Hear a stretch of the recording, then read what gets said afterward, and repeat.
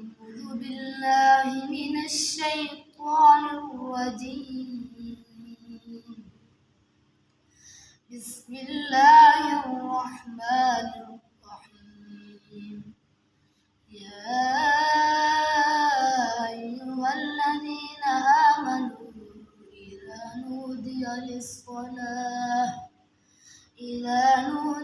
للصلاة من يوم الجمعة فاسعوا إلى ذكر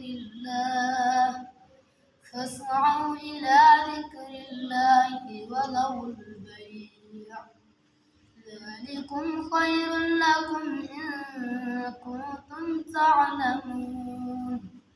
فإذا قضيت الصلاة فانتشروا في الأرض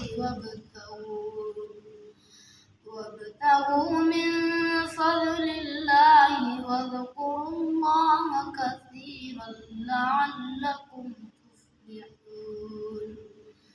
وإذا رأوا تجارة أو لهوا انفضوا إليها وتركوك قائما.